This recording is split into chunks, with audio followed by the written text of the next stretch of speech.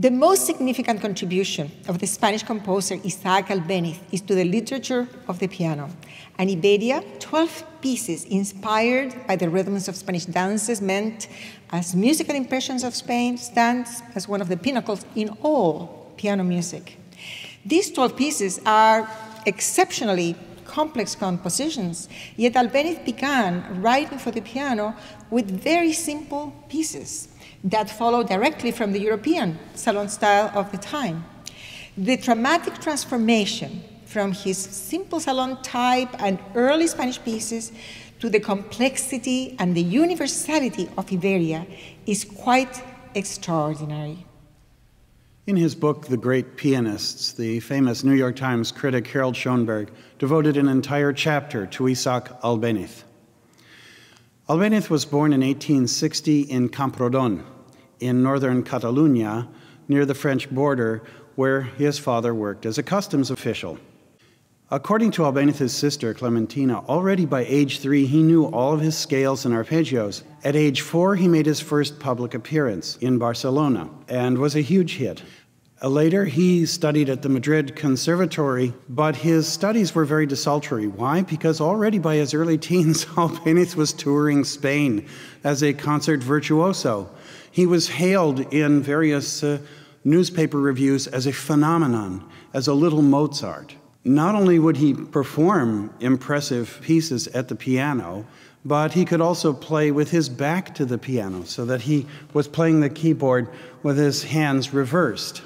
By the time he was 15, he was touring in the Greater Antilles in Cuba and Puerto Rico, where his father had been stationed as a customs official.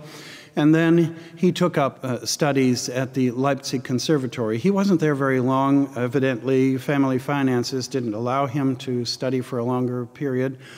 And he returned to Spain. His talents came to the attention of the royal family, and the king, Alfonso XII, gave him a scholarship so that he could pursue advanced studies at the Brussels Conservatory, where he spent 3 years graduating with distinction. His Pavana Capriccio, written when Albéniz was just 22 years old, is an example of this early salon style. It's a graceful and very lyrical composition with noble expression.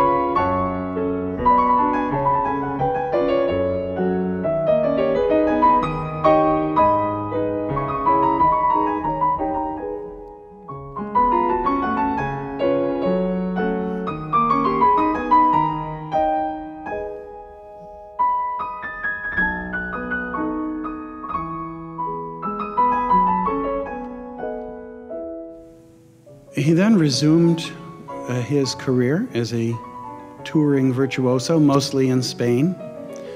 In 1889, he made a triumphal appearance in Paris. His concert was attended by the leading lights of Parisian musical society, including Debussy. Charles-Marie Widor wrote a letter to Albéniz congratulating him on a wonderful recital. It's often said that Albéniz encountered or engaged with Parisian music as a result of this concert. I would say that Parisian music engaged with Albéniz. They learned how to simulate the sounds of Spanish folk music, of the Spanish guitar, at the keyboard.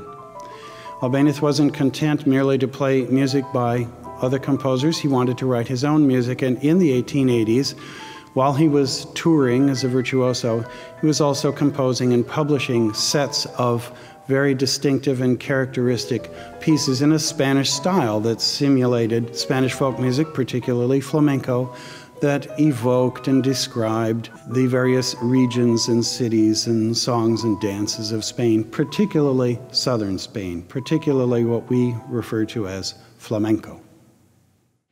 Around 1883, Albéniz began to take composition lessons with Felipe Pedrell, a musicologist, a composer, and the father of the nationalist movement in Spanish music. Pedrell urged Albéniz and a generation of Spanish composers to include in their compositions elements from the rich national tradition of folklore and dances. Albéniz then began to write beautiful pieces which were immediately successful. Although the color of the music changed, the pieces still remain rather simple. What did Albéniz do to incorporate, to make these pieces sound Spanish? The guitar is one of the most beloved instruments in Spanish music, and many of these early Spanish pieces actually are best known on their guitar transcriptions. But the fact is that Albéniz did not write a single note for the guitar. He transferred instrumental idioms typical of the guitar to the piano. One of these wonderful examples is Asturias Leyenda from the Suite Española, Opus 47, where there are wonderful plaque-like sonorities which alternate with what would be an open string.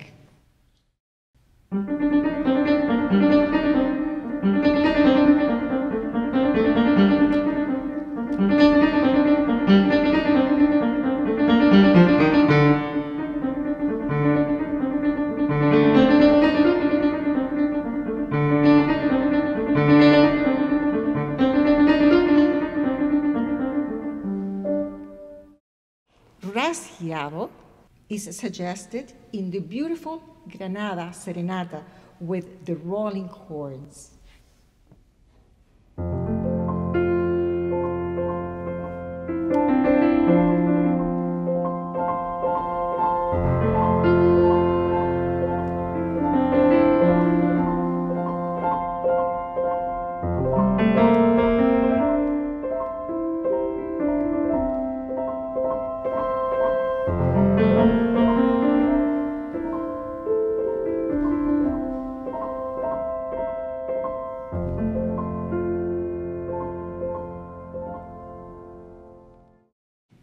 Spain is a country that has an extraordinary wealth of national folk song and dance rhythm.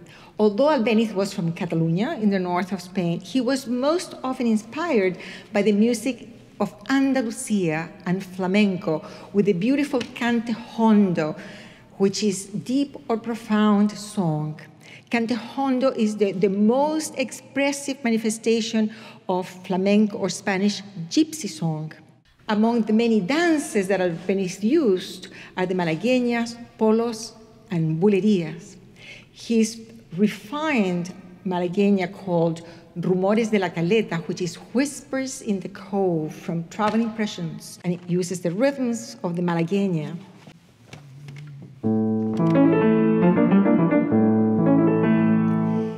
In his copla, we can hear the allure, the sensual allure of cante hondo with the free melodic line and flowing rhythm. So this is the copla, which is really the voice of the flamenco singer.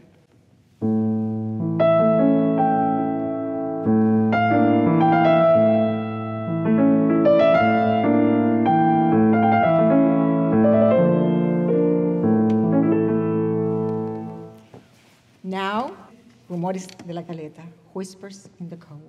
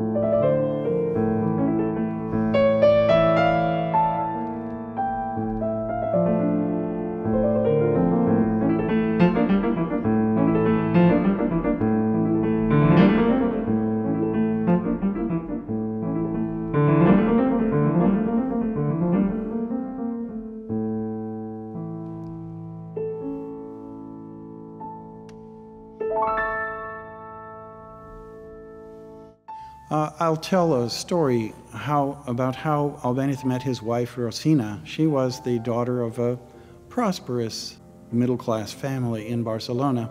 And she was also a budding pianist and a great lover of music. And she had attended a concert by Albéniz, and she went to a local music store to look for his music. And he happened to be there, and she thought that he worked at the store, and she asked him if he knew where there was some music by Albéniz that she could buy. And he was more than happy to show her where the music was. He introduced himself, gave her a photo, and they were married only a few months after that and remained married for the rest of Albéniz's life.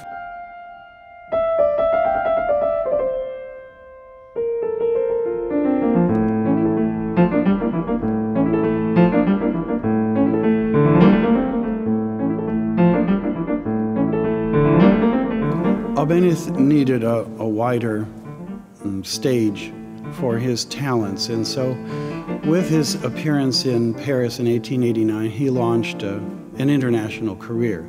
He concertized in Britain. In fact, he moved to London in 1890, toured throughout Britain, was a huge hit wherever he played. But he also continued to compose and to publish his piano music, and he set out to become a composer of musical theater. He composed operetta in London and got very good notices from George Bernard Shaw, for instance, said that he was well ahead of his rivals. That's quite an accomplishment. As a result of his activities on the stage in London, he came to the attention of Francis Burdett Money Coutts, who was the son of a wealthy banking family, but who wanted to be an author rather than a banker. Money Coutts had a lot of money, and he signed a contract with Albéniz in 1893 whereby Albéniz would set his poems and libretti to music in exchange for a very generous annual income.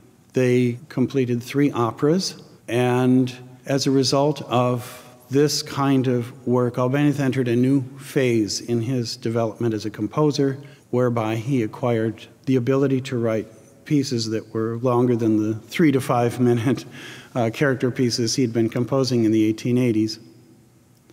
He acquired greater skill, greater technique in counterpoint and harmony and form, especially as a result of moving to Paris in 1894, where he spent the last 15 years of his life. He studied for a time at the Schola Cantorum, became a very close friend of Dandy, Fauré, and Dukas, moved in the same circles as Debussy and Ravel, and his musical style underwent a dramatic transformation. He continued to compose pieces in a Spanish style, but now he incorporated into his works what he learned in France from Debussy and others. He composed longer pieces, they're more complex in terms of their form, and he also incorporated contemporary harmonic idioms, particularly those from the Impressionist school. Empowered with these fresh ideas, he began to write compositions for the piano that showed a highly original composer emerging.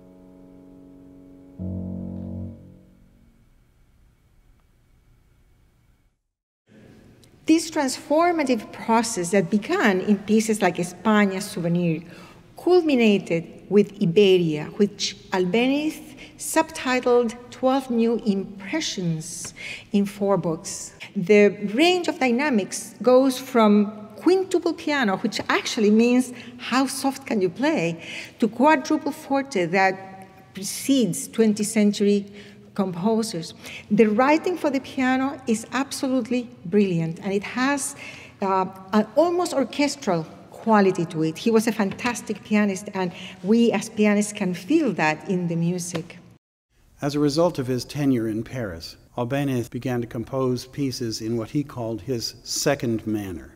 That is, pieces that blended his Españolismo, his Spanish style, his evocations of Spanish songs and dances, with very advanced harmonic and formal techniques, especially those that he acquired from the Impressionists. This set the stage for his masterwork, his greatest accomplishment in composition, Iberia, a monumental set of 12 pieces for the piano that evoke Spain, the Spain that Albéniz loved, mostly the south of Spain, Andalusia, and flamenco. This is a remarkable composition. The pieces are substantial. The shortest one is about 5 minutes. Altogether, they take about 85 minutes to perform. It's a substantial work and very sophisticated in terms of formal design. For instance, most of the pieces are in sonata form. They present an exposition and a development section and a recapitulation. They also use the whole tone scales and progressive harmonies we associate with the French music of the time. But Albéniz never loses touch with his homeland.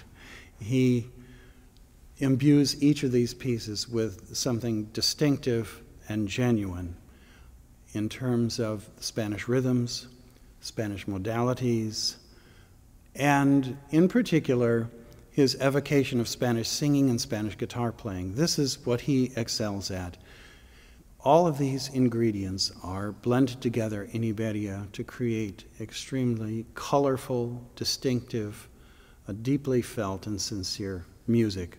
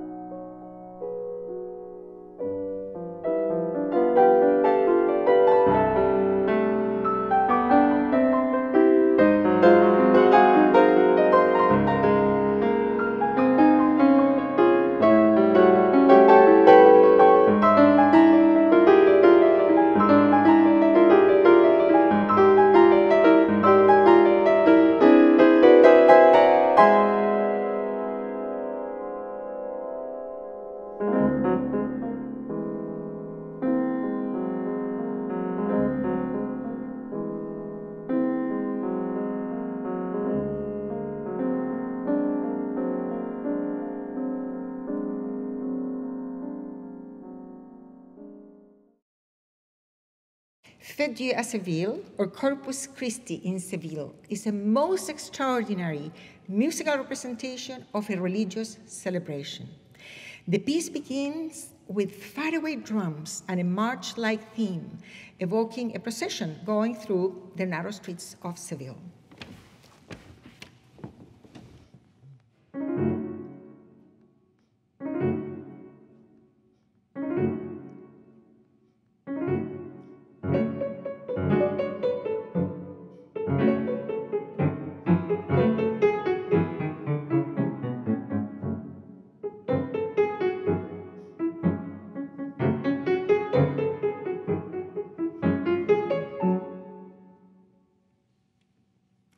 Albéniz then inserts a piercing saeta, this is spelled S-A-E-T-A, which is a religious cry of fervor. He introduces this in the left hand against the march-like theme that is now utterly transformed. So this is the saeta.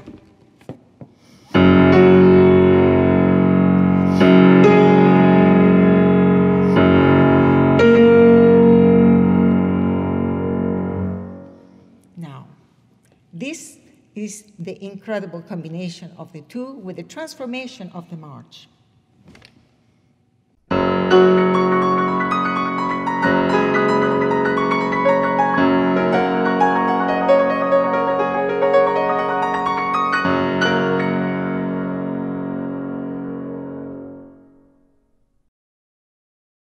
Lavapiés was inspired by a working-class neighborhood in the city of Madrid. This is actually the one piece in the whole of Iberia that is not inspired by Andalusian dances or landscapes. The habanera, with rolling rhythmic motions, permeates throughout the piece. Albéniz here uses dissonant sonorities, a lot of imitations, counterpoint, modal colorings, and even the sound of an organillero, an organ grinder, to create the sound of a lively, a little city urban setting. And this is the sound of the organillero.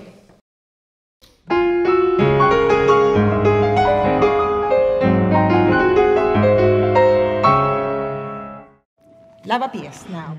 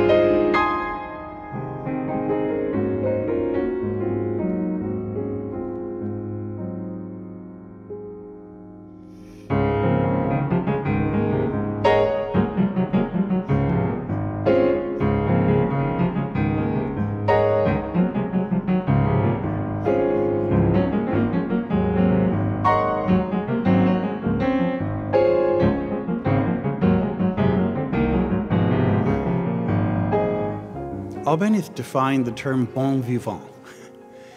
He was a very extroverted person. He could tell jokes that would just leave people in stitches. He had a great sense of humor. He was a nonstop talker. He would talk about anything that came into his mind, about his socks, about bullfighters in Spain, about the best hotels he stayed at. We've all known someone like this. Garrulous, great sense of humor, and fun to be with. He was a lot of fun to be with.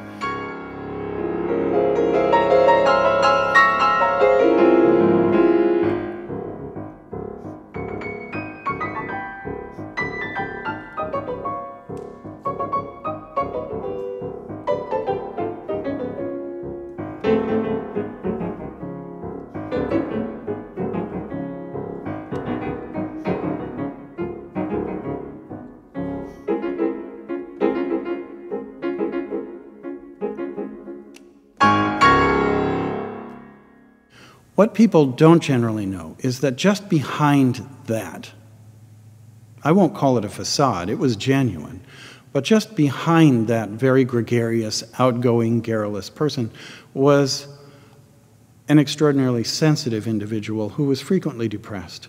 I'm not going to psychoanalyze Albéniz and say that he was manic depressive, but he was a person who was simultaneously depressed and joyous. A bon vivant, joie de vivre, yes, but just behind that, a serious and sometimes melancholy individual. And you hear this in his music.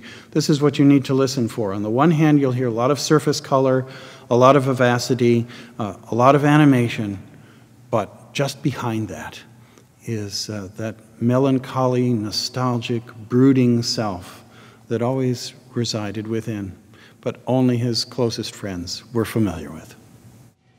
El Albaicín was inspired by the gypsy neighborhood in the city of Granada.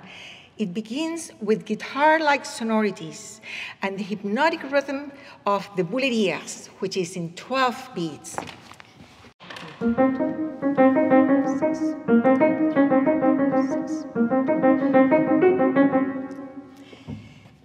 Its copla, which is the voice of the flamenco singer, is a single melodic line which is doubled in the left hand.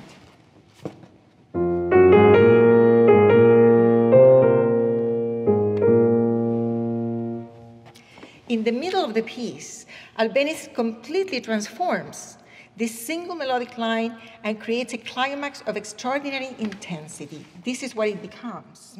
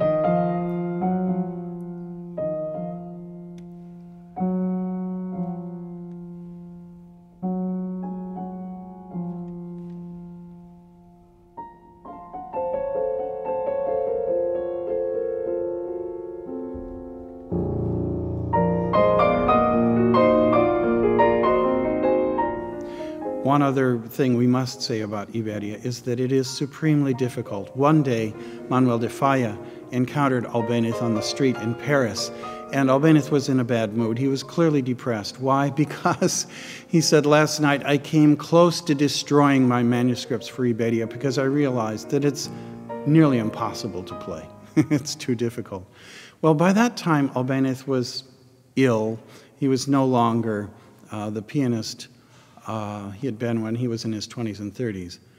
Fortunately, there were others who could play Iberia very well and took this music to the world.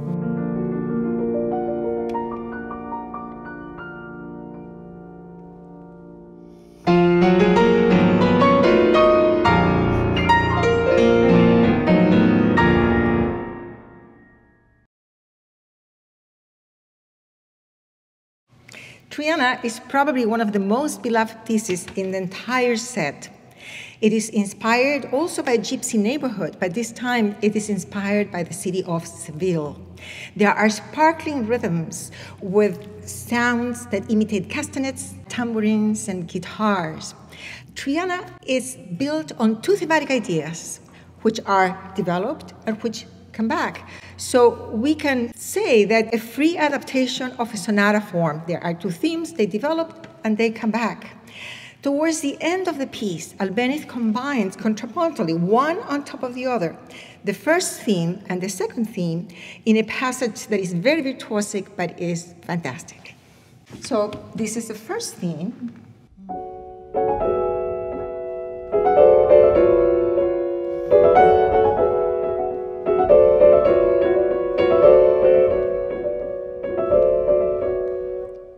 This is the second theme.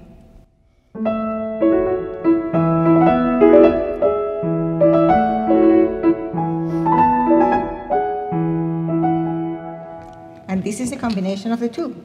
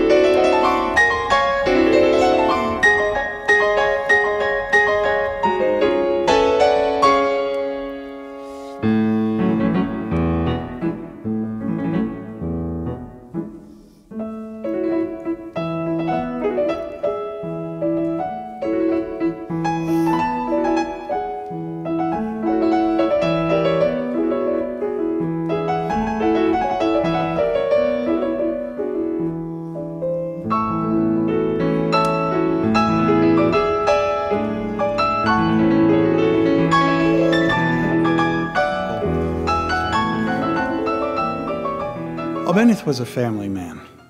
He had a wife and 4 children, 3 daughters and a son. One of his daughters died in infancy. Another daughter, Laura, was a very accomplished artist, and her drawings graced the cover of the first edition of Iberia.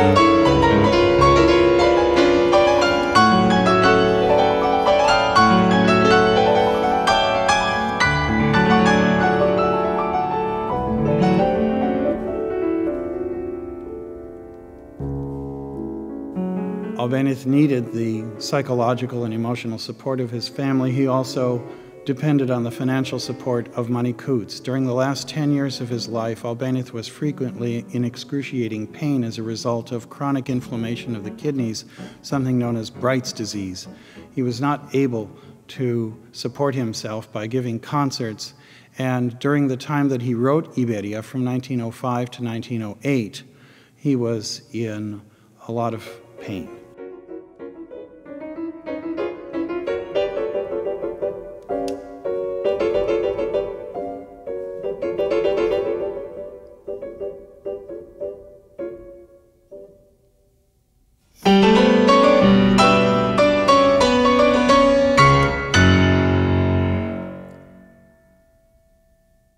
Albéniz died just short of his 49th birthday, but during his relatively short life, he left a treasure trove of beautiful music for us to enjoy. And Iberia lives on as one of the great masterpieces in the piano repertoire.